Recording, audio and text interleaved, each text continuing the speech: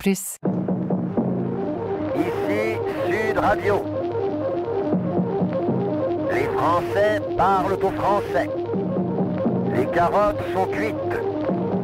Les carottes sont cuites. Sud Radio, Berkoff dans tous ses états.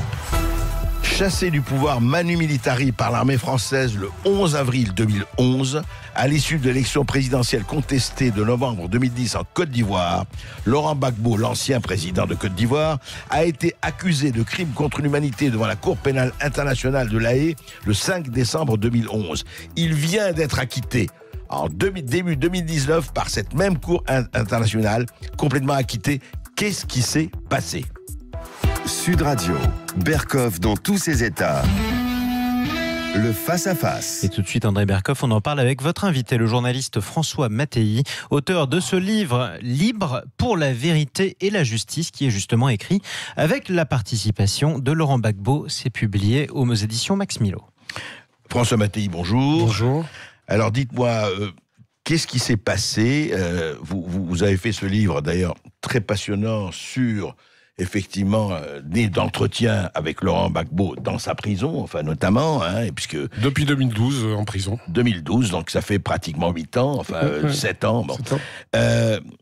Mais juste, racontez-nous, il y a beaucoup de choses à dire, mais en fait, ce procès a duré donc 6 ans, 7 ans, et vous l'avez suivi, bien sûr, et en fait, qu'est-ce qui s'est passé, et comment on est arrivé de l'inculpation de crimes contre l'humanité? C'est pas rien que crimes contre l'humanité, c'est quelque chose, on l'a fait pour le Rwanda, etc., on l'avait fait pour le Nuremberg, et puis là, acquitté.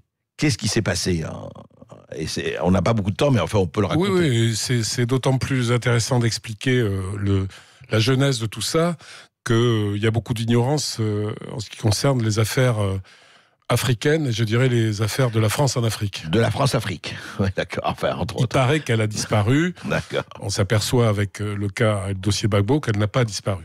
Parce qu'en vérité, le dossier qui a été bâti pour accuser Laurent Gbagbo, je dis bien bâti, a été monté pour se débarrasser d'un homme politique africain qui est très différent des autres, franchement différent des autres, qui est de façon exacerbée démocrate, qui a payé toute sa vie pour ses idées, ses convictions, dans la mesure où depuis l'âge de 20 ans, il est allé 3 fois en prison.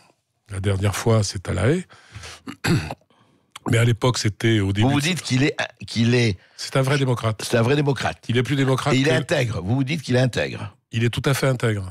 C'est quelqu'un qui... C'est pour ça que c'est très difficile d'expliquer ces choses-là à des gens qui ont une image du chef d'État africain. Ouais, des roitelets, etc. Du roitelet, qui a des appartements avenue Foch, parce que ces chefs d'État africains-là sont ceux que nous avons fabriqués. Je dis nous... nous Français, nous la France. Quoi. Après la colonisation et au moment des indépendances, il fallait qu'on garde la main sur un certain nombre d'intérêts politiques, stratégiques, économiques, et puis pour garder notre grandeur et notre grandeur et nos marchés. Et nos marchés, oui. Non, puis notre grandeur au niveau par exemple, de notre présence en tant que membre permanent du Conseil de sécurité. Alors, il fallait qu'on justifie. Alors, ce qui s'est passé, c'est que sur cette base-là, Gbagbo était très différent quand il est arrivé au pouvoir. Il voulait un rapport. Il est très francophile, il faut le savoir. C'est le plus francophile des chefs d'État africains. Il refuse de participer à des conférences en anglais. Il se fait traduire. Bon, il est passionné de littérature française, de politique française. C'est quelqu'un qui connaît la France et qui aime la France. Sa première femme était française, son fils est français, Michel. Bon, donc le problème, c'est qu'il voulait justement, partant des valeurs qu'il a acquises probablement en partie ici et par les enseignants français et blancs qu'il avait en Afrique, il croyait à nos valeurs. Aux Lumières, à la République. Il croyait à nos valeurs, à la liberté, à l'égalité, à la fraternité. Et alors, qu'est-ce qui s'est passé ? Et ce qui s'est passé, c'est que quand il est arrivé au pouvoir en 2000, on va faire très court, il s'est comporté comme un homme libre, à la tête d'un pays souverain, et croyant qu'il avait les prérogatives d'un chef d'État tel qu'on le conçoit en France. Indépendant, d'un pays indépendant, oui. Mais c'était pas le cas. Donc il s'est très vite heurté à l'Élysée. Parce qu'on dit la France, mais c'est l'Élysée. Chirac n'a pas supporté qu'il lui parle sur un ton d'égalité. Il y a eu des multiples scènes d'engueulade. Chirac disant vous faites ci, vous faites pas ça. Gbagbo lui répondant je suis chef de l'État, chef des armées, je dirige mon pays comme on l'entend. Ça s'est encore aggravé avec Sarkozy, qui lui en plus racontait tout ça d'ailleurs. Oui, qui en plus avait une amitié très très forte et a toujours une amitié très forte avec l'actuel président de Côte d'Ivoire, Alassane Ouattara. Et donc, il a, disons, favorisé son ami Ouattara. Il s'en cache pas, et Ouattara ne s'en cache pas non plus. Et aujourd'hui, d'ailleurs, Nicolas Sarkozy, il faut le savoir, est missionné par la Côte d'Ivoire pour des choses, des missions économiques, notamment au Qatar. Donc, vous voyez, tout ça fonctionne très bien entre amis. Et Gbagbo ne s'est jamais inscrit là-dedans. Gbagbo n'est ni franc-maçon, ni il a été à l'international socialiste, ils en ont plus voulu parce qu'il est trop indépendant. Il n'est pas, il n'appartient à aucun club. Il n'a jamais couru après quoi que ce soit. Il n'a pas de réseau. Il n'a pas de réseau. C'est grave. Oui, c'est très grave aujourd'hui. On finit en prison. Enfin, en tout cas, lui, est élu en 2000. En 2002, un coup d'État est monté. Je fais très court, mais tout est vérifiable et il n'y aura pas de procès, ne vous inquiétez pas. Un coup d'État est monté contre lui à partir du Burkina Faso voisin, financé par Alassane Ouattara. Il y a des preuves. Et armé et accompagné par des militaires français. Et il y a des preuves. Donc, c'est plus contesté. Donc, le coup d'État se fait. Il y a beaucoup de morts. On parle des morts aujourd'hui victimes. Les rebelles envahissent le nord du pays, occupent 60% du territoire. Ça a duré 10 ans, cette occupation. Et massacrent tout le monde. Enfin, il y a eu des massacres de masse qui sont tout à fait documentés. Et Gbagbo résiste à ça. Et ensuite, réussit à faire la paix avec les rebelles. Je le signale parce qu'il a fait un nombre incalculable de conférences avec les rebelles. À Accra, à Lomé, à Ouagadougou, à Paris. Bon, il prend Guillaume Soro, chef des rebelles, comme Premier ministre. Plus démocrate, tu meurs. Et il prend des ministres chez les rebelles. Donc, pour la paix dans son pays. Et il fait une amnistie après ces troubles. Et ensuite, on attend, et la France attend, qu'elle est toujours là dans le jeu, qu'il y ait des élections, de nouvelles élections présidentielles. Elles ont lieu en 2010. On dit que Gbagbo n'en a pas voulu avant, mais c'est un pays qui est plus de la moitié occupé, avec des gens en armes. Donc c'est très difficile. Même pour le recensement, je veux dire, c'est difficile. Donc finalement, elles ont lieu en 2010. Le plan est préparé de longue main pour qu'il dégage.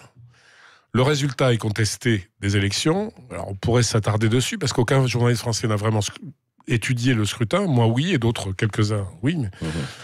Vous parlez sous votre responsabilité, François. Oui. Gbagbo a gagné les élections.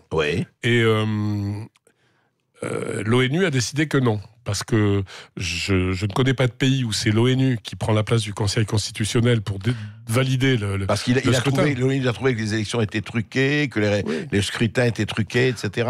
Enfin, j'imagine. Il y avait un plan. On parle de plan. On reproche à Gbagbo d'avoir ourdi un plan pour rester au pouvoir. La vérité, c'est qu'il y a eu un plan pour le chasser du pouvoir. Alors, donc, l'ONU s'oppose à ça et il est dégagé, c'est ça? Alors, non, il résiste. Il reste au palais. Il y a donc 2 présidents. À partir de novembre 2010. Il ne voulait pas quitter le palais, etc. Il demande un recomptage des voix dans une allocution qui est celle des vœux de 2010-2011. Et on lui refuse. Ouattara refuse. L'ONU refuse. Et on apprend d'ailleurs, je l'ai dit dans le livre, mais peu de gens en ont parlé, que l'ONU a fait détruire tout le matériel des scrutins. C'est-à-dire les bulletins. Oui. Les bulletins, c'est curieux dans une élection, et encore plus dans une élection où il y a un litige. Je rappelle qu'au même moment, à la même époque, il y a le même litige en Haïti, et que finalement, après recomptage des voix, c'est le 3e qui gagne l'élection. Bien. Alors donc, refusé comptage. Donc là, Sarkozy se fâche. Je ne sais plus, je crois que c'est le fait-on du dissident, du président. Donc on le présente d'abord comme quelqu'un qui a perdu les élections, qui a pas mangé les petits-enfants, mais presque, qui a tué beaucoup de gens.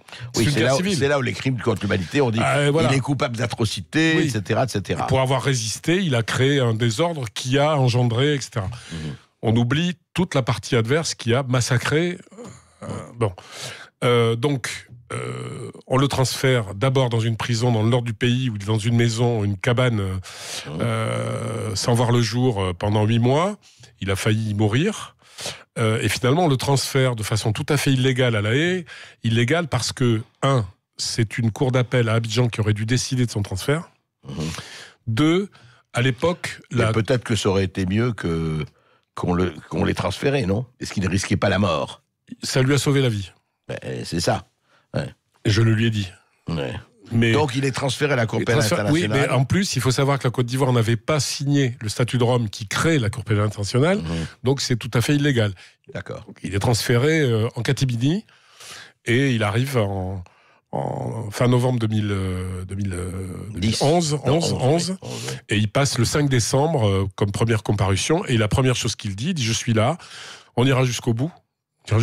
Il a accepté, bien qu'il le trouve injuste, ce procès, en disant je veux qu'on cite les faits, rien que les faits, et je voudrais qu'on sache qui a gagné l'élection, parce que tout dépend de ce problème-là. Et on lui répond, mais ici c'est pas un tribunal politique, on ne parlera pas des élections. Et là, on fabrique un dossier de charge. Quand je dis qu'on fabrique, on va en parler, si vous voulez, après. Alors justement, non, parce qu'on a malheureusement, on pourra en parler pendant des heures, mais on a peu de temps. Ce que je voudrais savoir, c'est que quand vous dites, François Mattei, vous êtes journaliste, vous êtes journaliste professionnel, vous savez ce que c'est que je ne dis pas la neutralité, parce que je ne crois pas à la neutralité, mais une certaine objectivité. Oui. Quand on dit, est-ce qu'il n'y a aucune charge, parce que quand on accuse quelqu'un, je redis, de crime contre l'humanité, c'est pas rien. Et vous dites, c'est faux, il n'y a pas aucune charge vraiment de ce genre ne pèse contre Laurent Gbagbo. Alors, je vais vous dire une chose. Je suis étonné par la réaction de certains commentateurs aujourd'hui, après le verdict de la Cour pénale internationale.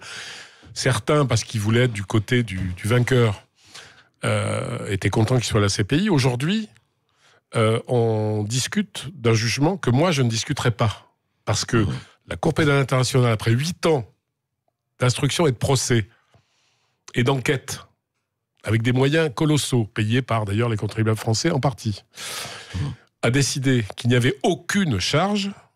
Je m'en tiens à cela. Oui, enfin, ils ont jugé. Et là, aujourd'hui, est-ce que, juste un mot, est-ce que ça arrête toute poursuite, ou il y a encore, qu'est-ce qui va se passer là, à partir du moment de cette décision, et qui effectivement est importante, et votre livre qui est vraiment très instructif. Elle est historique, parce que un Africain noir qui est acquitté après ce que Gbagbo considère comme non pas comme un procès, mais comme un combat politique, la continuation de son combat politique, par la justice internationale. Mais enfin, bon... et qu'est-ce qui peut se passer maintenant? C'est une grande victoire pour l'Afrique. Ouais. Et pour lui, en tout cas. Pour lui et pour l'Afrique. Et dites-vous bien qu'il a acquis une stature...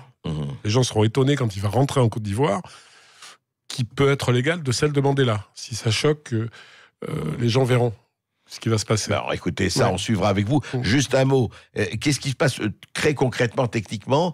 Est-ce qu'il est libérable tout de suite ou pas tout de suite? Alors il est libérable immédiatement. Il se trouve que la procureure, Madame Bensouda, qui a trafiqué le dossier, je le dis ici, il y a de nombreux exemples. Ce procès a été très long. Il y avait des faux témoins. Il y avait des témoins qui sont venus à charge, qui ont défendu Gbagbo. Ça faisait désordre. Il y a des morts qui sont venus témoigner. On a reconnu, on a dit mais ils sont morts. Bon, voilà. Il y a eu énormément de choses vraiment troublantes qui ont tourné à la confusion de l'accusation, au point que ils devaient produire l'accusation 138 témoins. Ils se sont arrêtés à 82 parce que ça tournait à la catastrophe. Juste un mot, donc il va rentrer en Côte d'Ivoire. Oui, bien sûr. Eh bien, écoutez, lisez ce livre, parce que ce livre enseigne sur véritablement ce qui se passe, non seulement en Afrique, en Côte d'Ivoire, mais aussi avec des rapports sur la France. C'est un livre très, très instructif. Et ce livre est signé François Mattei, donc journaliste qui était notre invité aujourd'hui. Merci à vous, François Mattei. Je rappelle la référence de votre livre, Libre pour la vérité et la justice. C'est écrit avec la participation de Laurent Gbagbo, publié aux éditions Max Milo. Merci à vous. Merci à vous également, André Berkoff. On se retrouve demain à midi dans Tout vous êtes en direct sur Sud Radio. À suivre, Les Clés d'une vie avec Jacques Pessis. Excellente journée à vous sur Sud Radio.